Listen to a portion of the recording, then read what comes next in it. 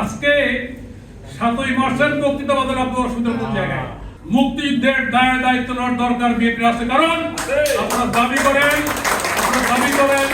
জিয়াউর রহমান মুক্তিযুদ্ধের ঘোষক, আমরাও তা মনে করি। হ্যাঁ, বিরাট দায়িত্ব পালন করেছে।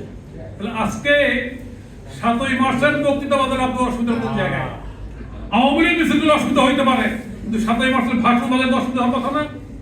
কেন অসুবিধা? কেন আজকে এই যে অন্তর্বর্তী সরকার সাহেব খুব চক্রান্ত করে, খুব কৌশল করে মুক্তিযুদ্ধটাকে ঠেলে দিয়েছে আওয়ামী লীগের কোর্টে? কেমন আওয়ামী লীগের কোর্টে? যে মুক্তিযুদ্ধ মানে সেখানে আমরাই আওয়ামী লীগ, আমরাই মুক্তিযোদ্ধা। ঠিক এরাও কৌশল করে মুক্তিযুদ্ধকে এমন করে আক্রমণ করেছে, তাদের প্রস্তাব চিন্তা চেতনায় এই মুক্তিযুদ্ধের মালিক হচ্ছে আওয়ামী লীগ। যার কারণে এই জায়গা থেকে আমরা বের হতে পারছি না। বাংলাদেশের সামনের রাজনীতি যদি এই জায়গা থেকে যদি বের হতে পারে, আমার ধারণা ওই সাম্প্রদায়িক জঙ্গিবাদী শক্তি, ওই 71 পেতত্ব যারা তর্কে রাজনীতি করছে, এরা নিশ্চিন্ন হবে।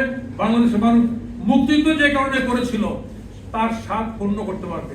আমি আশা করি বর্তমান বিএনপি নেতৃত্ব এটা বুঝে বর্তমান সময়ে এই যে দীর্ঘদিনের যে সম্পর্ক রাজনীতি থাকতেই পারে, আমি মনে করি না যে এখন জামাতকে ধরে মাইরে শেষ করল।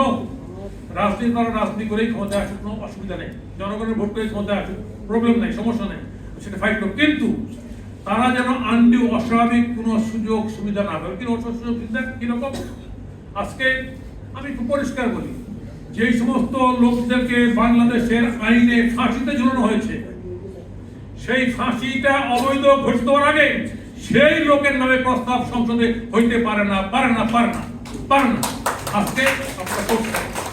আমি মনে করি এই ত্রুটিগুলি সংশোধন করে সামনের দিকে এগোতে পারলেই বাংলাদেশের ভবিষ্যৎ, এই দেশটা মুক্তিযুদ্ধের পক্ষে। আমি মুক্তির পক্ষে বলতে আমি শেখ হাসিনা যেভাবে মুক্তিযুদ্ধ বয়ান করতো তার পরিবারের পক্ষে, ওইটা না। বাংলাদেশের মানুষ যে কারণে মুক্তিযুদ্ধ করেছিল তার পক্ষে বাংলাদেশ শক্তিশালী অবস্থানটা তৈরি হবে।